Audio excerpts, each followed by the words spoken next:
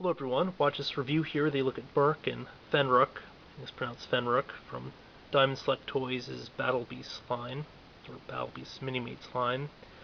Now, originally I was planning on picking up the Toys R Us versions for all these characters. There were two releases, one that went to comic book / specialty retail, one that went to Toys R Us. The Toys R Us line was all just the animal characters. The comic versions had two humans, and the Toys R Us versions had these nice sort of metallic paint washes for most of them.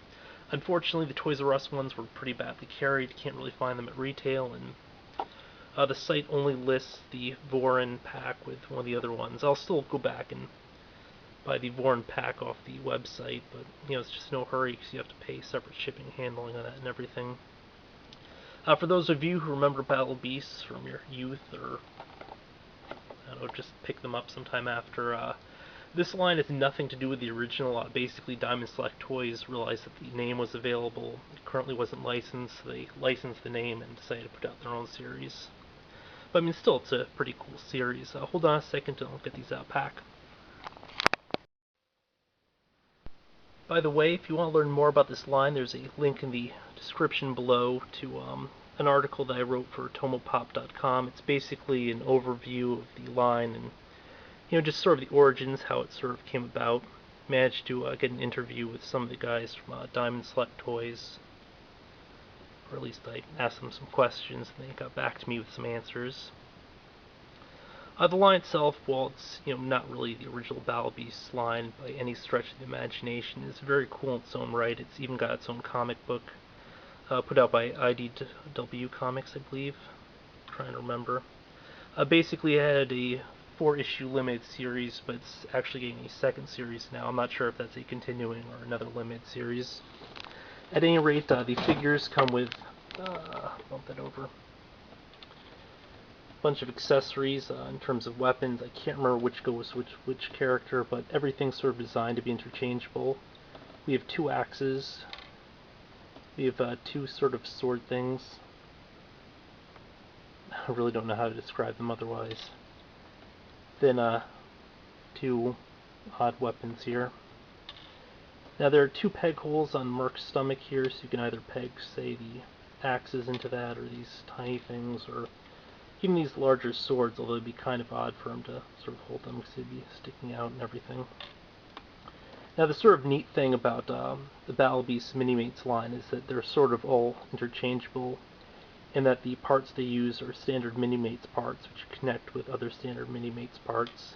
At the same time, they're a lot different from standard Minimates because they generally use the same templates, the same sort of block bodies, whereas these feature additional pieces, but underneath it's still, just Minimates.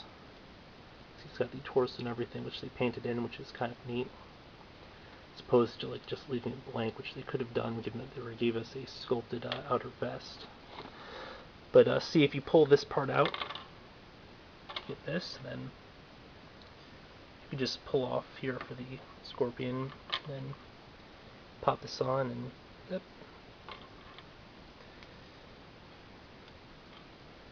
Pop the helmet on. I'm leaving the vest off just to demonstrate this, but voila, he's now a half scorpion, or half spider, or whatever the heck that thing is. I think that's a spider. Kind of cool, right? I know, I think it's sort of neat. Now, the one sort of downside with Merk here is his parts seem to fall off way too easily. The helmet is much too big for the character, so it has a tendency to sort of pop off.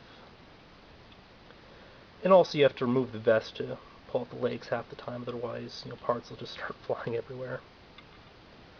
I think this part of mine's just defective, though. Now, Merk is one of the main characters from the series, the comic, I mean. He's also this year's convention exclusive, I think. So far he's had 2 convention variants. One was the purple version. It's a translucent purple plastic. I believe it's called Shadow Merk. They're giving them away at the Diamond Select Comics booth at San Diego Comic-Con. The other one was the Hot Wings Merk, which was a translucent orange Merk, which they were giving away at a restaurant which was hosting part of the Diamond Selects event. It had Minimates throughout the ages or something on display there. It was just like a Hot Wings place or something, but you know, if you'd actually attended the event, I imagine it'd probably be kind of cool. By the way, there are two more pegs here on the back. Now again, besides those variants, we do have the Toys R Us version, which has sort of metallic washes. I think I might prefer these both characters in their comic versions, though, because I think the subdued color is more work for them. But again, you know, it's a matter of personal preference. In terms of articulation, Merk here has quite a bit. He has a point of rotation here at the wrist. These wing flaps can move. They're on this little band that sort of rotates. Single pin joint here at the elbow. We have a ball joint here at the shoulder, but sort of impeded with all the wing parts. And that sometimes when you're trying to push it in, it'll just bump. But you still have decent clearance regardless. The helmet is removable. Again, not a great fit. The sculpting on the head underneath is pretty neat. You'll notice that they even sculpted portions of the back here with the feathering. So, I mean, the helmet is completely optional. We have rotation at the waist, which you can sort of see. The vest somewhat impedes it. These things could drive me nuts. We have a ball joint here at the hip. Single pin here at the knee, and then... No, I guess that's it. But, you know, still it's a goodly amount of articulation. Now, as for the spider, Fenruk, what the hell was his name? Something like that. He looked really funky in box, but that's only because he was sort of facing like this.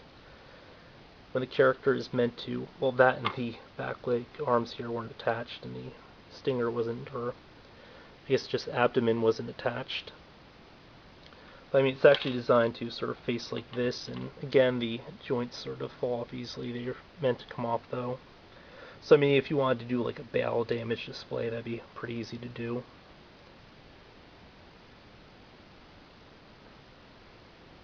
Though it's sort of inconvenient to get them back on at times.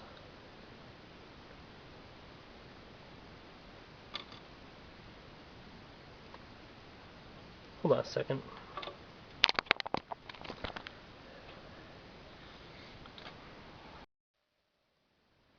Alright, I guess there's some loose plastic or something in there that makes it a little bit hard to get that one in, but even if they aren't designed to just pop off, they do pop on very easily, so it's not so much an issue.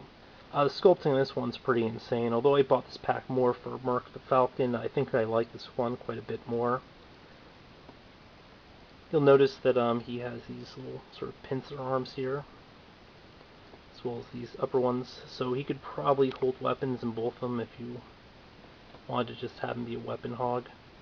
Should be kind of neat. I'm not going to mess around with that just because I'm worried about dislodging something again. And then having to like spend several seconds or whatever to put it back on, but again, very neat sculpting and everything here. It does stand pretty well, and well, when the legs are staying on at least. And, you know, there's a lot of sort of joints and stuff here. There's a point of rotation here at the head. We have a single pin here at the arms. If you go too far in like one direction or whatever, you know, it's sort of it runs the risk of popping off. For some reason, the joints in this one seem a lot more fragile. I'm not sure if he just wasn't stored properly and stuff. Wherever the seller had him, I picked this off Amazon, so I mean, you never know with those things. We have a ball joint right underneath his shoulder here, so we get the sort of usual range of motion. Point of rotation at the waist. Again, that's a peg, which you probably remember seeing. We have a ball joint here at each of the hips. We have a single pin here at the, I guess, kind of knee joint. I don't know what you'd call that.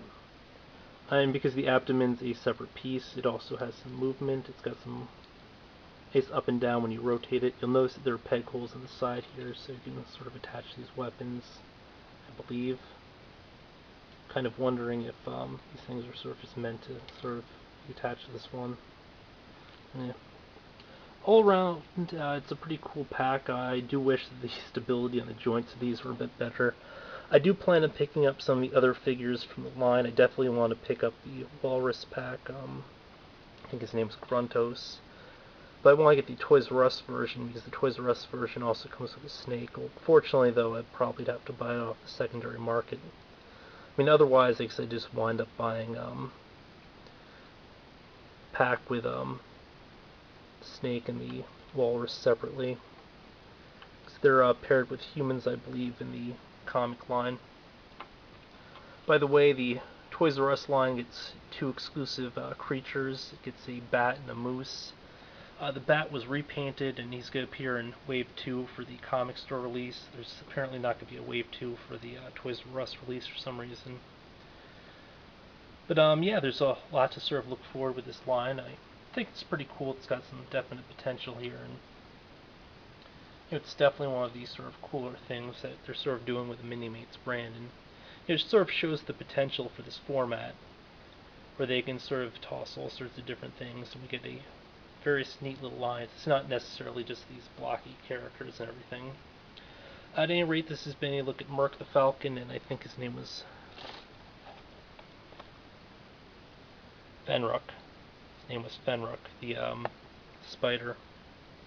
He must be a spider because they also have a scorpion.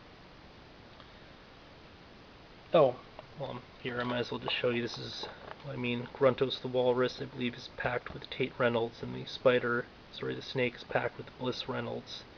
But for the Toys R Us release, the snake and walrus are paired together. And of course, these 2 characters don't appear at all in the Toys R Us release. But until next time, folks. I know this one ran a bit long, but sometimes it sort of happens. Sorry.